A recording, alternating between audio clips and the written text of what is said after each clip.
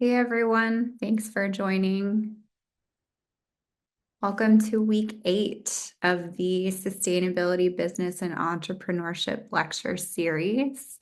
If you're here for Crystie Kisler's lecture, you're in the right place. I'm going to introduce her in just a second. A couple announcements first.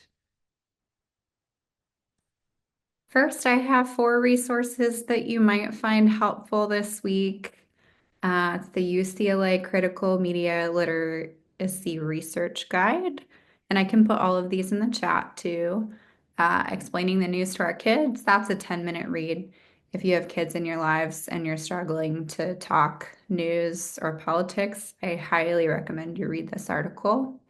National Suicide Prevention Lifeline and Crisis Text Line both have texting and online messaging. Really quickly, just wanted to point out this is the second to last lecture in the series. So we've got one more next Friday. It's Rachel Friedman from Community Farm Land Trust. So be sure to check it out. My name is Paige Archer. I'm the Assistant Director of the Celtic, which is the Center for Entrepreneurial Leadership and Transformational Change. We are a public service center here on the Olympia campus. We work in SEM 2. We host this lecture series. We have a couple certificates in the PACE program, some daytime course offerings, and we coordinate internships. So if you're a current Evergreen student looking for an internship, email us at celtic@evergreen.edu. Our co-sponsor is Thurston Green Business, which is a free business designation you can get here in Thurston County. It's free and easy to apply. Applications for 2025 are open now. So I can put a link to that in the chat as well. Wanted to give a shout out to the Clean Energy Committee, which is a student-led committee with the mission to support clean energy projects and share sustainability strategies here at Evergreen. They funded this series in full, so thank you, CEC. Last time, this survey closes at the end of the day today, so if you're a college student in the state of Washington, check your email and fill this out. The student experience survey is really, really helpful for legislators looking to fund colleges. Here today with us, we have Crystie Kisler of Chimacum Valley Grainy and Finnriver Cidery, who is not feeling well. So a special thank you to her for showing up today. And also wanted to give everyone a heads up. She's in a rural area, so please be patient with the Wi-Fi and the audio. Crystie Kisler is a farm wife, community resilience organizer, and idea generator living in the Chimacum Valley on the North Olympic Peninsula. She's a co-founder of Finnriver Farm Cidery, where she currently does storytelling and community events. She's also a partner with her farmer husband, Keith Kisler, in the Chimacum Valley Grainy, which grows and processes organic grains cultivated for climate resilience, restored nutrition, and wholesome flavor. So without further ado, I will stop sharing my screen and turn it over to you, Crystie. Thank you, Paige.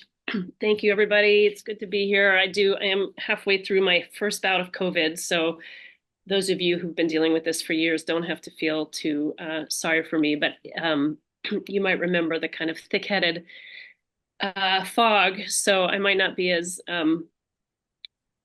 lucid or luminous as I would want to, but I'm happy to be here. And my own background as an educator makes me feel really excited about these kinds of educational spaces. I didn't come into adulthood thinking I'd be either in agriculture or entrepreneurship. So it's still sometimes a surprise to find myself here deep in farm country up in the Chimacum Valley. But what I'm going to do is just tell you a little bit about how I got here and then what we're trying to do here, and then hopefully maybe have some conversation with some of you about how we localize for resilience. So I'll go back a bit to when I was maybe at the age of some of the people. Gosh, sorry, you guys, my dog wants to get let out. Okay, let's just let the dog out the door. Embarrassing, sorry. Life realities. I started my career in environmental education in the 1990s and met my husband who just walked in the door um, doing environmental education. And this is what it was called in the early 90s. So this was an opportunity to work with children and help them get a sense that nature was magnificent and sort of worthy of conservation and protecting. And it was a very it was a beautiful job. I got paid to hike around with students, and nature, the wonders of nature, sort of told their own story in Yosemite National Park. For those of you who've been there, it's a glorious sort of cathedral of a place. And for a while, I felt like, oh, this is really the work, to reconnect people to nature this way through being out in it. But over the course of the years, as kids came and went, I realized, is the message we're teaching here that nature is sort of this place that you drive to for a weekend or a week, and then you sort of go back to your regular life, which is something different. And that started to kind of weigh on me as a sort of incomplete story. And so roundabout in the middle of that, I fell in love with a farmer. He'd grown up on a couple thousand acres of wheat in eastern Washington. And together we started to think about how food is sort of fitting into this picture of the human relationships to nature. And this was the early 90s. We weren't sort of as massively kind of immersed and inundated in the natural food movement as we are now. It seemed kind of like a strange question to be asking. So, we were taking these kids out, having this amazing sort of environmental experience, and then just sort of feeding them whatever, not really questioning actually what they were eating, where it was coming from, what the implications might be of those choices. And as we started to bring that question into focus, like, why don't we think of food like nature? Then there was this sort of cascade of exposure to other people who were thinking about that, the organic farm movement, the small farm movement, and then most kind of profoundly for me at a very kind of receptive time of life was reading deeply in Wendell Berry. And I don't know if he's on the curriculum for any of the courses y'all are in, but Wendell Berry is the Kentucky kind of agrarian philosopher poet. Who wrote a book called Unsettling of America. And this was a kind of mind blower for us. It was looking at the kind of cascading collapse of the small family farm in America and the kind of cultural, environmental, economic, spiritual repercussions of this loss. And that set us on a journey to sort of think about a life in agriculture. I went and got a teaching degree. I got a master's in education. I think I was really concerned about using my life energy to some sort of positive impact. And for all the time that I was in the classroom, I remember feeling like, okay, every day I show up for kids, every day I show up to learn and to teach together. This is a good use of my time.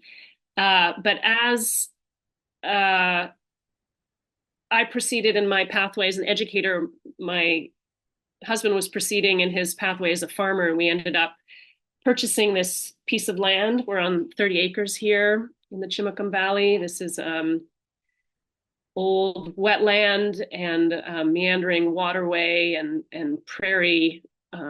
It's historic Chimacum and Sklallam land, and the land occupied by millennia of indigenous folks traveling and trading through here. And by the time we got here, this was land that had been sort of ditched and drained and logged and primed for dairy farming. And so we saw an opportunity to come here and do farming differently and perhaps create a space where we could start to reconnect people to the source of their food. And again, this doesn't sound so radical now, which I'm really enjoying about getting older, is that the things that seemed radical to me 25 years ago don't anymore. I think that's progress. But at the time, it was like, wow, we're gonna create food. We're gonna create opportunities for people to be in relationship to their farmer, and we're going to create opportunities for people to be on the land where their food is grown. And that led us to the creation of Finnriver. Finnriver was named after the two babies, my son River and the son of our land partners named Finnegan. What else? And yes, it's a corny way to name anything, but it actually had some resonance. That there's a little salmon creek that goes through the farm, so it felt like this name kind of honored the salmon creek. It honored the spirit of family farming, and it kind of honored the story that we wanted to sort of tell our kids as they were growing up about our relationship to the land. So we named it Finnriver, and proceeded to try everything we could think of to make a farm viable, small farm viable.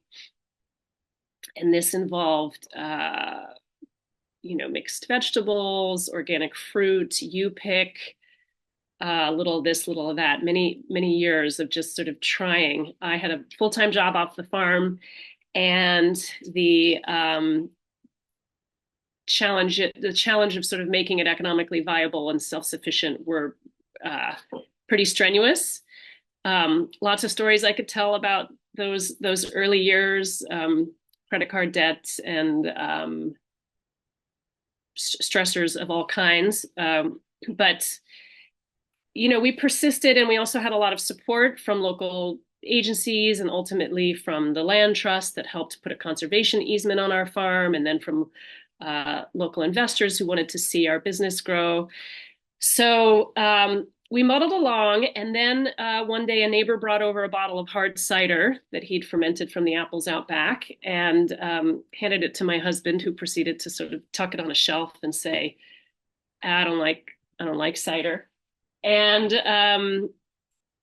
it sort of stayed there, kind of hiding out, getting dusty, until we had to go to a potluck, and in desperation grabbed this bottle of cider and popped it open in this crowd, and discovered to everyone's delight that it was actually not terrible. And so this became the beginning of our journey with Finnriver Farm and Cidery. And I guess I share the somewhat haphazard nature of it, because I think you kind of never know where opportunity is going to emerge. And there was no national cider revival at that time. Most people didn't know what we were talking about when we said hard cider. Alcohol wasn't a big part of my own life patterns, but there was something about the timing, and there was also something about the product that really allowed us to optimize our mission to reconnect people to the land. And the cider was this sort of lure in some ways that brought people in, and we were able to say, look, here's our small family farm life. Here's our relationship to this landscape. Here's our aspiration to do agriculture differently. And here, take a drink of this and sort of contemplate with us what it means to be on a planet that grows fruit. What does it look like to not take that for granted? And then I think in the ways of sort of culture for millennia, you sort of had the alcohol, and then it made sense to sort of have the food, and then to have the music, and then to have the gathering. And then it became really clear that in a sense, that the heart of the mission at Finnriver was going to be to gather people together, and to kind of start to restore the vitality that had been missing in our own lives anyway, in this idea of rural culture and just community based on relationship in place. And Wendell Berry has this line, what I stand for is what I stand on. And I think that's tracked for us really strongly here, this idea of how can we be in place? How can we live our values in place? Which is a challenge, and there's no sort of great righteousness in that. Like the sort of daily struggle of living your values in place is really our story. It's not the, hey, look what we did. It's just look what we've sort of committed to trying to do, kind of day in and day out. So Finnriver kind of rolled along and outgrew the location here, moved up to another farm 3 miles up the road, and grew to, a $5 million company, 60, 70 employees, many land partnerships, a ton of events, visitors from all over the world, and continued struggles with like economic viability, because the commitment at Finnriver was always triple bottom line. So how do we care for people, planet, and still be profitable? And in fact, the profitability piece was the one that came least naturally to us with our kind of values and our aspirations. And that has continued to be a sort of struggle, constant negotiation between our capacity to sort of take risk and take on debts and be good to our employees and make good on our values to the community and to the public, and make sure that the bottom line is sort of doing what it has to do to keep everybody there. So when the pandemic hit, we felt Finnriver was just kind of getting to maybe what we could have imagined was a kind of a cruising altitude, like that might have been delusional anyway, but it sort of felt like, okay, I think this is working. And then, of course, we got the rug pulled out from under us. And as that was happening, and we had to kind of shut down and really hunker in, Keith started to feel the stirrings of his kind of ancestral lineage of grain growing. He'd been growing a lot of grain all along anyway, for animal feed and maybe a little bit for home milling. But there was something about the food shortages, or the sort of specter of food shortages. And in particular, there was a day where you sort of heard, well, maybe they were going to run out of toilet paper and flour. And I had walked up to the barn with Keith, and there were all these bins, full of grain. And we actually just had ordered a stone mill that was wrapped in plastic. This was that March 2020. And I was like, honey, there's flour shortages. Like, let's get this mill unwrapped. And we kind of unwrapped it and sort of leaned out into the world and said, hey, y'all, this is telling, isn't it, that this pandemic is creating, whether it's really creating supply chain disruptions, it's pointing to the instability of supply chain disruptions. And y'all, we could have flour here. We wouldn't have to rely on it coming in semi trucks from elsewhere. We actually could produce this here. And as we kind of made that announcement and that commitment, we leaned into the creation of what we're calling Chimacum Valley Grainy, which was a way to think about creating and sort of enhancing food system resilience here in a local, very localized way. And then that's the journey that we've been focused on for the last 5 years. There's a few principles involved in that. So we lease about 150 acres of certified organic land up the valley. And the idea was to grow as diversified a sort of grain tapestry as we could, just based on sort of ecological wisdom about the virtues of diversity, being resilient to different kind of climate conditions and different kind of disease pressures, and also to create more diversity for our community to eat. And then we also wanted to sort of create as much processing diversity as we could. So not just growing the grains, but like how could we deliver these grains as close to home as possible to the most people? And that involved, in our head, that involved creating as many things from it as we could, which meant, milling it into flour, baking it into bread, potentially malting it, brewing it, making it into pasta. And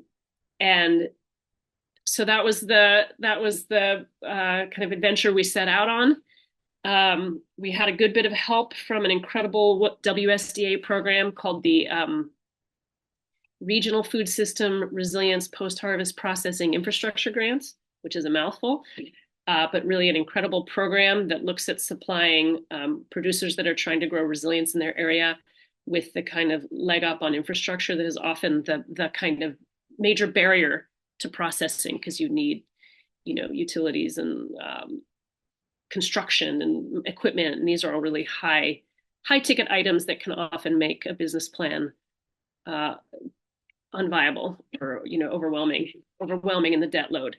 And we long ago maxed out our debt load in our projects. So we were like, okay, this is going to go really, really slowly, or we're going to grow it in time with our access to resources. So we got this grant. It allowed us to put in some of the infrastructure we needed, and we started, graining it up. And now we have 5-6 employees here, and a wood-fired bakery. That was another very deliberate choice in thinking about resilience. I like to do this mental experiment because we live on a peninsula on the other side of the Hood Canal Bridge. My experiment daily is, what would happen if the bridge went down? And this is not just to be catastrophic in my thinking, although I read a lot of science fiction, so I feel like I've read a lot of versions of possible futures. But if the bridge went down, is this question of, could we feed ourselves? And that led me to this question about, like, what does resilience actually mean in a food system, and what do we kind of take for granted, even those of us who've been in food movement for decades, and we know we want to grow organically, and we know we want to be better to the soil, and we know all of these sort of principles. But if you do the mental experiment of, what if the commodity supply chain actually was completely disrupted in delivery to my area?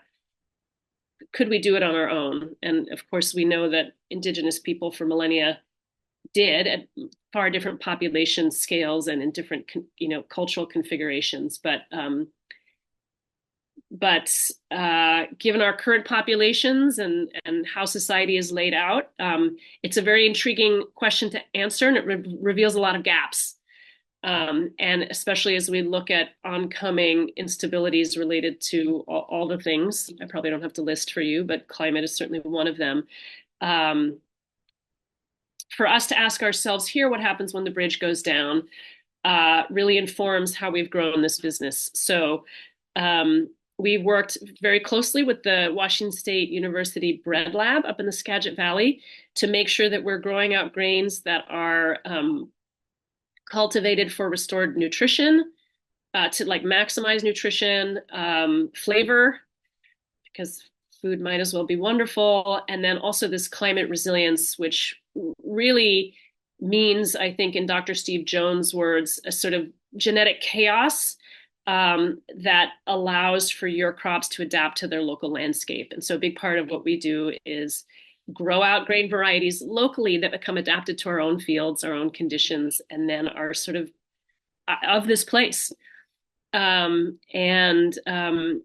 been a really interesting challenge because people are used to just getting flour in a bag and popping it into a recipe and having things sort of proceed kind of automatically from there. And we're having to sort of slow people down and say, actually, these flours require a kind of different kind of knowledge and a different a relationship, really forming a relationship. How does this flour work in this place, which is different than commodity flour that just sort of arrives by the truckload from elsewhere.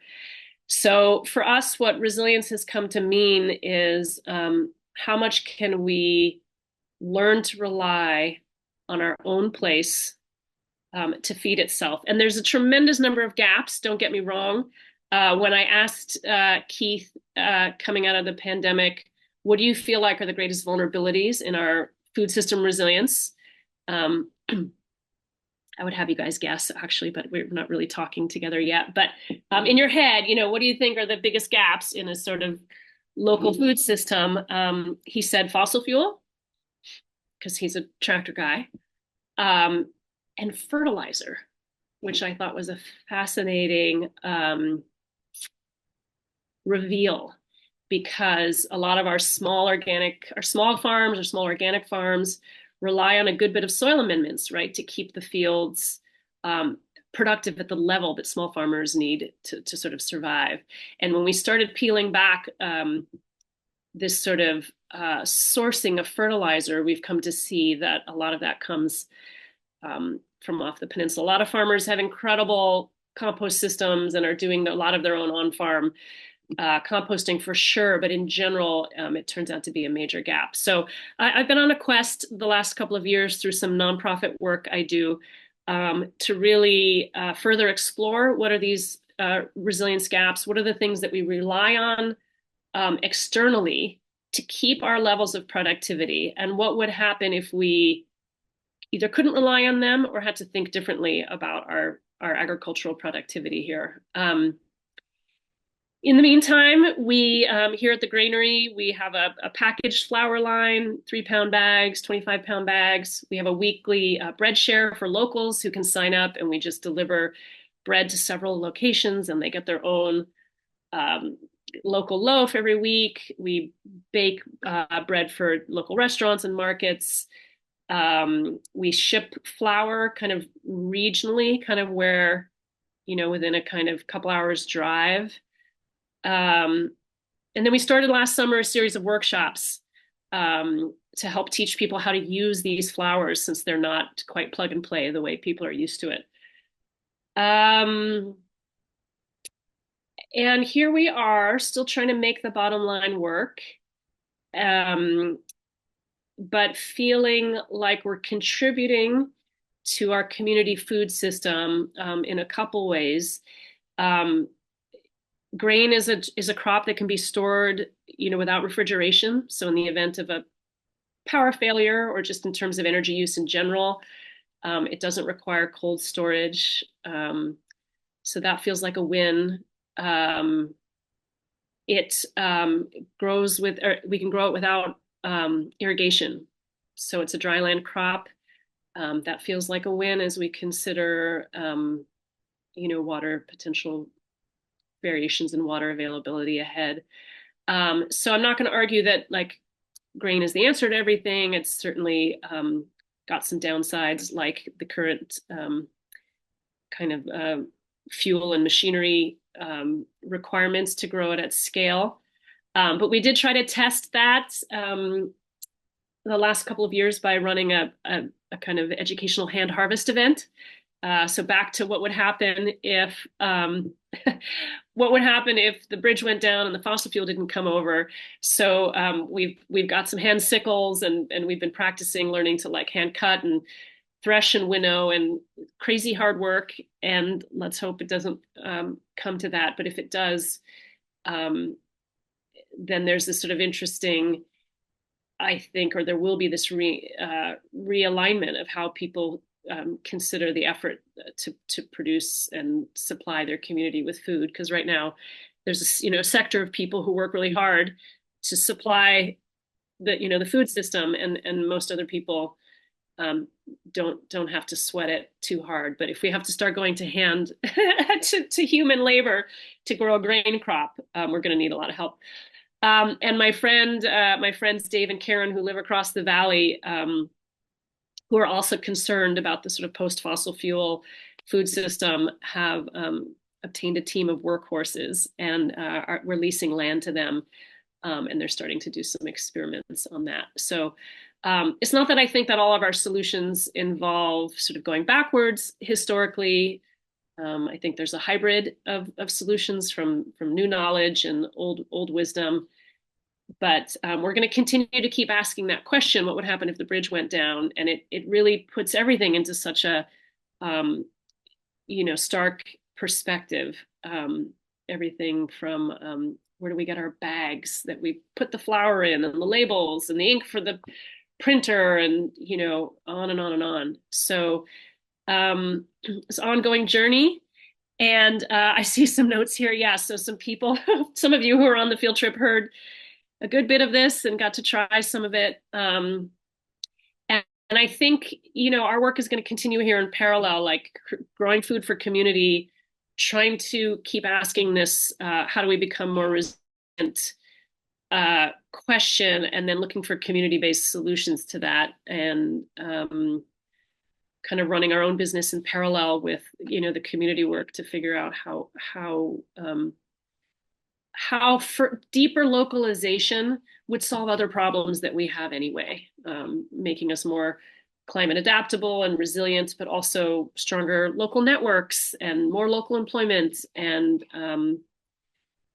I think a number of other community benefits. So maybe I'll sort of start to wind down there in the hope that there's some um, questions that lead us in some other directions. But I'm grateful for everybody who's here and who's studying this and taking some time to kind of consider these questions. So, I actually don't know. I'm actually surprised to hear that there's not a bigger Eastern Washington source, but I can speak, in our region, because you're dealing really with fairly small farms. One of the obstacles to any kind of cereal crops are just the specialized equipment, expensive specialized equipment. So not only tractors and a whole series of tractor attachments, but also a very large gizmo to harvest, which is called a combine. And Keith grew up on a farm. He spent his summers on a combine, but unless you come from that kind of farm community, it's not it's a specialized knowledge, and it's just an expensive tool. So I think that explains why you don't see more of it on small farms page. And then larger farms, I can only imagine that there's just huge pressure to sort of monocrop, and that the market forces that are at work somehow weren't prioritizing oats for people. But back to our, because I can see some of the questions coming through, like all along we have made decisions that were sort of counter to like standard business protocol for optimal profits. So the variety of crops that we're growing is it's a burden on Keith. It's a lot more time and planning. He has to clean the equipment out between every planting and harvest. It's a lot to sort of like track logistically all sorts of different labels, different processing rhythms and protocols. It's just hugely inefficient, honestly. But we just decided efficiency wasn't our number one sort of business principle. That being said, we need some amount of it so that we can just survive. So yeah, I don't know why. I'm glad you found our oats. The other thing is, even now, we don't actually have, there's a piece of equipment we're missing that cleans the chaff off the oats. So we have a little note on our bag saying, hey, if you're getting these oats, you better soak them, and the chaff is going to float to the surface. You're going to pull them off. It's a little more work than most consumers might want to do, but it's the only way for us to move them into the market right now without this other piece of equipment. So, okay, so I'm actually really keen on this question because of my assessment that soil amendments are a major gap. I've been on a lengthy quest with a lot of sort of adventurous partners to figure out how would we regionally source our own soil amendments. And it could be quite a long story, but what I will tell you is that we believe that reclaiming food waste, seaweed, biochar, shellfish, fish guts from the hatcheries, and a number of other locally available waste streams could probably create for us here the soil amendment sort of menu that we need. And I'm in the process with several teams to working on grants to sort of do some research on our current soil needs and how these materials could sort of supply what we need. So food waste is a huge issue here, and let me say diplomatically that we are struggling in our community with some contracts with solid waste providers that actually discourage food waste collection.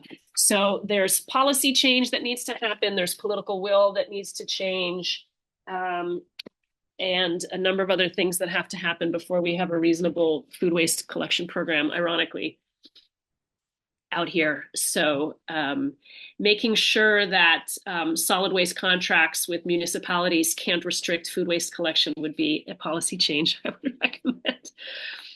Oh, farmer farmer man just walked out of the house. It's a good question for him. I don't think that in the maybe 5 years that we've been doing grains here that insect pest has been the most problematic. We operate with an understanding that we're just going to have lower yield in general, and it's mostly from weed pressure because as organic and there's another question here about regenerative as people trying to sort of do less field work whenever possible to reduce soil disruption. Weed pressure is really the issue, and weed pressure in a field just reduces yield. And at a certain, you just need a certain level of yield to sort of make it worthwhile. This summer there was a spelt field and it was just filled with flowers. I was like, Keith, it's so pretty. What is that? And he was like, yes, so pretty, except that everywhere you see, the wild chamomile or whatever it was, it's really replacing the grain that we sort of rely on for a living. So there's a compromise there between sort of like how much yield do you reduce yield can you live with. However, I do have a good pest story for you, which is that one of the things we do to balance the farm economy is seed crops. And seed crops are when they work, are a high value, low acreage proposition where you get a contract with a seed company and you're letting the crop go to seed like a beet crop and then collecting the seed and hopefully the seed is viable and then that's what the company sells to the rest of you to grow beets. We had a year where we were financially counting on a seed crop and a little posse of ravens came in and pulled probably a $50,000 crop out of the ground, which was painful to watch and a struggle to sort of get through in the ensuing year. So we spent a lot of that year thinking about our relationship to ravens and where we had crossed them in our past and how we could be in better relationship going forward because they have a very long memory. But if Keith comes back in, I'll ask about other disease. And yeah, I think in general, for us to keep our fields healthy, there's a lot of rotation. There's a lot of cover cropping. We rotate with, we have a neighbor who runs grass-fed cattle. And so we're rotating cattle, cover crops, and just changing the crop rotation to kind of keep building the fields, restoring the fields.